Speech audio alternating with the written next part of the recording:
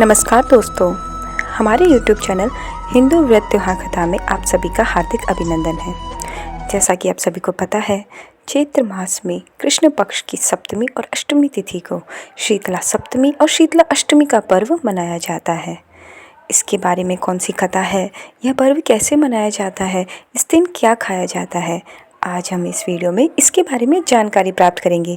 उसके पहले आप सभी से विनम्र अनुरोध है कि अगर हमारे YouTube चैनल पर डाली गई व्रत और त्यौहार संबंधी सभी कथा जानकारी आपको अच्छी लगती है तो हमारे वीडियो को लाइक कीजिए, इसे ज़्यादा से ज़्यादा शेयर कीजिए और हमारे चैनल को सब्सक्राइब करना मत भूलिए।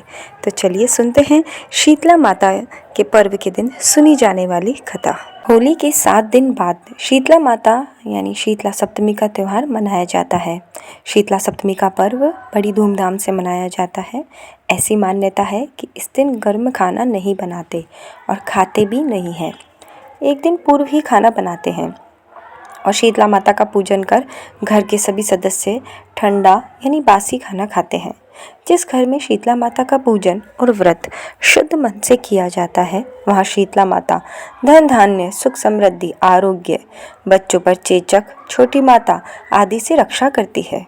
शीतला माता के पूजन के लिए भोग में पूड़ी, पापड़ी, हलवा, लापसी, चावल, राबड़ी अपनी इच्छा के अनुसार जैसी परंपरा हो बनाएं। सुबह रोली, मूली, काजल, मेहंदी, बाजरे के दाने, दही, कच्चा दूध, जल का लोटा, जो भोग बनाया है वो, ब्लाउज पीस, पैसे आदि सामग्री लेते हैं।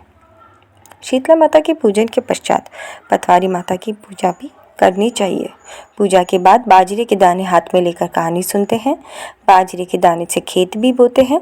ऐसी मान्यता है कि गणगौर पूजन करने वाली महिलाएं इसी दिन जवारे भी बोती है। शीतला माता की कहानी। हिंदू धर्म की मान्यता के अनुसार चैत्र का महीना आया, होली के बाद के दिन आए, शीतला सप्तमी आई। सभी लोग कहने लगे माता आई, माता आई। शीतला माता के स्वागत के लिए किसी ने हलवा बनाया, किसी ने लापसी, माता के गर्म खाने का भोग लगाया। माता के अंग अंग में आग जलने लगी तो माता दौड़ी दौड़ी कुम्हार के घर गई। कुम्हार को कहा, मेरा अंग अंग जल रहा है। कुम्हार माँ की ठंडी मिट्टी से लेप कर दिया। शीतला माता को थोड़ा आराम मिला, बोली बेटा मुझे भूख लगी है। कुम्हार के घर रात की बनी रोटी राबड़ी रखी थी, उसने माता को खिला दी। इससे माता का ताप शांत हुआ और कुम्हार पर प्रसन्न हो बोली, सारी नगरी में हाहाकार होगा, केवल तेरा घर बचेगा और तेरे घर में सदा अन्न धन के भंडारे भरे रहेंगे। सारी नगरी में त्राही त्राही होने लगी और कुम्हार का घर बच गया। सारे लोगों ने कुम्हार से पूछा, कुम्हार तूने क्या जादू किया जिससे सारा नगर नष्ट हो गया और तेरा घर बचा रहा? कुम्हार बोला, मैंने माता को शीतल किया, तुम सब ने माता को गर्म भोजन करवाया जिससे माता के अंग अंग में छाले हो गए थे। इसी कारण माता का कोप हुआ और नगर में त्राही त्राही मच गई। लोगों ने पूछा माता कहाँ है? तो कुम्हार कहने लगा माता नीम की छाया में बैठी है। सभी शीतला माता की शरण में गए और माता से क्षमा मांगी और माता ने कहा, तुमने मुझे गर्म भोजन खिलाया जिससे मेरे मुंह में छाले हो गए। कुम्हार ने मुझे ठंडा भोजन करवाया जिससे मुझे ठंडक मिली। इसी कारण सारा नगर नष्ट हो गया और कुम्हार का घर महल बन गया।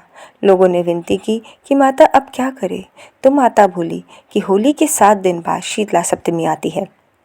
उस दिन सब नगर निवासी छठ को बनाए खाने से मेरी पूजा करें, भोग लगाएं और माता अंतर्ध्यान हो गई।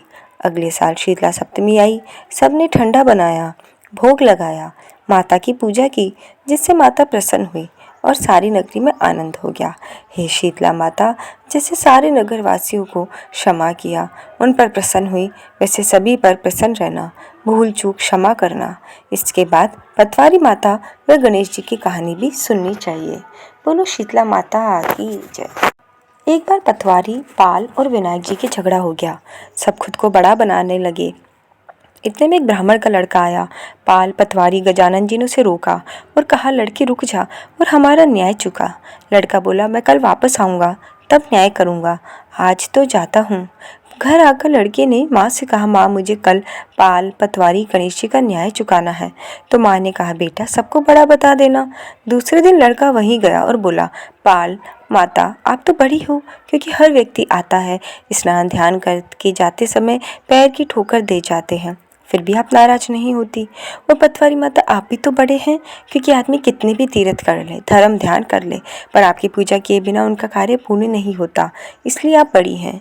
अब विनायक जी से लड़का बोला कि आप तो बड़े हैं ही, क्योंकि सब देवों को मना ले, पर आपको ध्याए बिना कोई काम सिद्ध नहीं होता, इसलिए आप बड़े हैं।